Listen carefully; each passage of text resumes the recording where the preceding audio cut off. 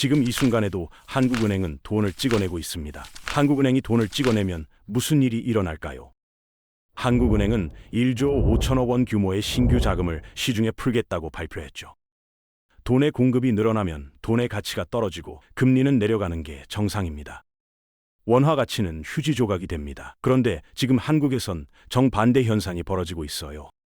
돈을 퍼붓는데도 금리가 치솟고 있거든요. 10년물 국채 금리가 올해 4월 2.58%에서 최근 3.4%를 넘어섰습니다. 불과 몇 달 만에 0.8%포인트나 급등한 거예요. 이건 단순한 수치 변화가 아닙니다. 지금 한국 금융시장에 심각한 문제가 생겼다는 경고등이거든요. 이상 신호는 사실 6개월 전부터 포착됐습니다. 한국은행이 지난해 기준금리를 2차례나 내렸거든요. 보통은 기준금리를 내리면 시장금리도 따라 내려가야 정상이에요. 그런데 시장의 장기금리 지표인 10년물 국채금리는 오히려 계속 올랐습니다. 구체적인 숫자를 보면 더 충격적이에요. 올해 4월만 해도 2.5%였던 10년물 국채금리가 최근엔 3.4%를 돌파했거든요. 약 0.8에서 0.9%포인트나 뛴 겁니다. 중앙은행이 금리를 낮추고 유동성까지 공급하는데 시장 금리가 거꾸로 간다는 건 시장 참여자들이 뭔가 심상치 않다고 느끼고 있다는 뜻이에요. 투자자들이 한국은행의 통화 정책을 믿지 못하고 있는 거죠. 금융 안정성에 대한 의구심이 커지면서 더 높은 이자를 요구하기 시작한 겁니다. 이런 금리 역행 현상은 그냥 넘어갈 수 있는 게 아니에요. 금융시장 내부에서 울리는 경보음이거든요. 뭔가 크게 잘못되고 있다는 신호입니다. 한국은행은 사람들이 잘 모르는 방식으로 돈을 풀어왔습니다. 바로 RP 매입이라는 수법이에요. RP는 환매 조건 부채권의 약자인데요. 쉽게 말하면 중앙은행이 시중은행한테 채권 담보로 돈 빌려줄게 7일이나 14일 뒤에 갚아라고 하는 겁니다. 단기 자금을 융통해 주는 거죠. 양적 완화는 중앙은행이 돈을 찍어서 채권을 사들이는 건데 이건 영구적으로 돈을 푸는 거거든요. 그런데 RP는 겉으로 보기엔 다릅니다. 일정 기간 후에 은행이 돈을 갚는 조건이니까요. 문제는 여기서 시작돼요. 만기가 돌아왔을 때 한국은행이 그냥 또 RP를 해주면 어떻게 될까요? 은행 입장에선 사실상 돈을 갚지 않고 계속 쓰는 거나 마찬가지예요. 7일짜리 RP를 끊임없이 연장해준다면 이건 영구적인 자금 공급과 똑같은 효과를 내는 겁니다. 공식적으로 양적 완화를 선언하지 않으면서도 막대한 유동성을 시중에 살포하는 거죠. 그래서 전문가들은 이걸 스텔스 양적 완화라고 부릅니다. 보이지 않게 조용히 돈을 푸는 거예요. RP 매입의 핵심 원칙은 명확합니다. 7일 뒤엔 돈을 회수해야 한다는 거예요. 그런데 만기일이 되면 또다시 RP 매입을 진행하는 겁니다. 만기를 계속 연장해 주는 거죠. 이게 바로 꼼수예요. 30대 직장인 김 대리를 떠올려 보세요. 김 대리가 친구한테 100만 원을 빌렸어요. 일주일 뒤에 갚기로 했죠. 그런데 일주일이 지나자 친구가 괜찮아, 다음 주에 갚아라고 합니다. 또 일주일 뒤 친구는 또 다음 주에 갚아라고 해요. 이게 계속 반복되면 김 대리 입장에선 사실상 돈을 안 갚는 거나 마찬가지죠. 한국은행과 시중은행의 관계가 정확히 이겁니다. 7일짜리 RP를 끊임없이 연장해주면 은행들은 돈을 영구적으로 쓸 수 있게 되는 거예요. 이건 단기 유동성 조절이라는 본래 목적을 완전히 벗어난 겁니다. 시장에 항구적으로 돈을 푸는 양적 완화의 기능을 하게 되는 거거든요. 외국 투자자들이 이걸 보고 뭐라고 했을까요? 한국은 기축통화국도 아니면서 양적 완화를 흉내내고 있다고 의심하기 시작했습니다. 비판적으로 보면 꼼수 스텔스 양적 완화, 중립적으로 표현하면 유사 양적 완화인 셈이죠. 한국은행 총재가 지난 4월에 의미심장한 발언을 했어요. 선진국처럼 한국도 양적 완화 도입을 고민해야 한다는 취지였죠. 시장에 힌트를 준 겁니다. 그런데 여론은 싸늘했어요. 하지만 한국은행은 멈추지 않았습니다. 24년 12월 비상계엄 사태가 터졌죠. 한국은행은 이걸 빌미로 무제한 RP 매입을 선언했어요. 시장 안정화를 위해서라는 명분이었습니다. RP 평잔, 그러니까 평균 잔액이 1분기엔 0.5조 원이었어요. 2분기엔 2조 원으로 뛰었고 3분기엔 4.5조 원, 4분기엔 6.5조 원까지 급증한 것으로 추정됩니다. 불과 1년도 안 되는 사이에 13배나 폭증한 거예요. 당연히 광의 통화, 그러니까 M2가 급증했죠.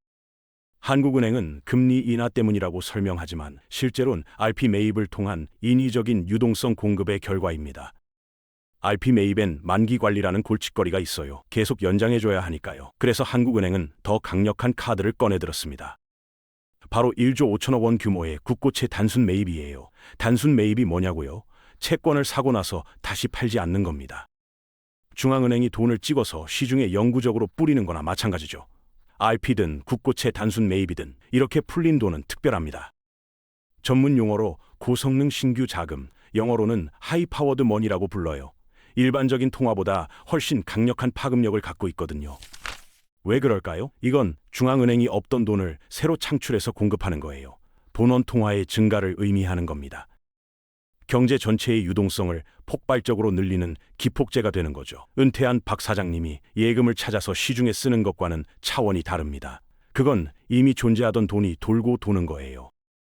하지만 중앙은행이 찍어낸 돈은 완전히 새로운 구매력이 시장에 추가되는 겁니다. 한국은행은 이걸 단순한 시장 안정화 조치라고 설명하지만 실질적으론 시장에 돈을 영구적으로 주입해서 부양하려는 의도가 깔려 있어요. 중앙은행이 공급한 본원 통화는 시중은행을 거치면서 엄청나게 불어납니다. 신용 창출 과정을 통해 통화량이 팽창하는 거예요. 이걸 통화 승수 효과라고 하죠. 한국의 통화 승수는 일반적으로 약 14배 수준입니다. 무슨 뜻이냐고요? 본원 통화 1조 원이 공급되면 시중에는 14조 원의 유동성 증가 효과가 발생한다는 거예요. 지금 추정되는 숫자를 계산해 볼까요? RP 평잔 6.5조 원, 여기에 국고채 단순 매입 1.5조 원을 합치면 8조 원입니다. 여기에 통화 승수 14를 곱하면 어떻게 될까요? 약 112조 원이 시중에 살포된 셈이에요. 아니, RP는 단기 자금이잖아요. 통화 승수를 그대로 적용하는 게 맞나요? 라고 물으실 수 있어요. 맞습니다.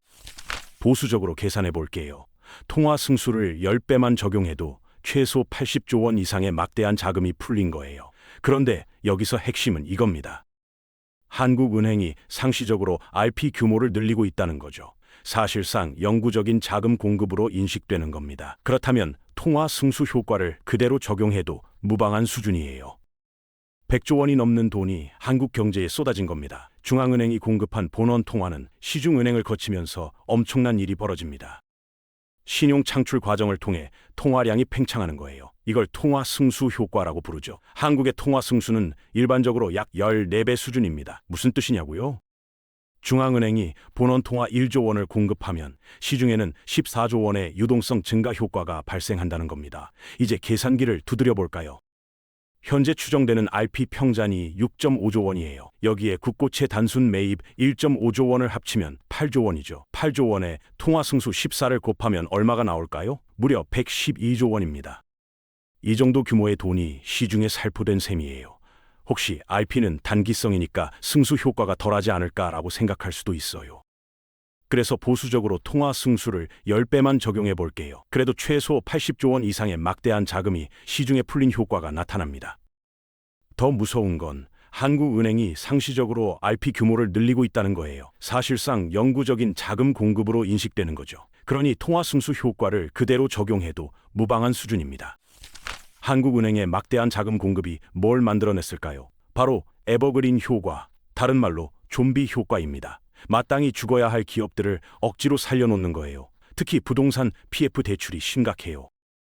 PF는 프로젝트 파이낸싱의 약자인데 쉽게 말하면 건설 프로젝트에 투입되는 대출입니다. 이 중에서 부실 채권들, 그러니까 회수가 불가능한 돈들이 있어요. 정상적이라면 진작에 청산됐어야 할 빚들이죠. 그런데 중앙은행이 자금을 계속 공급해주니까 생명을 연장하고 있는 겁니다. 금융권은 어떻게 됐을까요? 부실 위험이 발생해도 한국은행이 돈을 풀어서 막아줄 거라는 믿음을 갖게 됐어요. 그러니까 채권 회수나 구조조정을 미루는 겁니다. 이게 바로 대마불사 믿음이에요. 너무 크면 망하지 않는다는 거죠. 채권 시장에 극심한 도덕적 해이가 발생했습니다. 빚을 갚지 않고 만기를 연장하며 버티는 현상이 고착화된 거예요.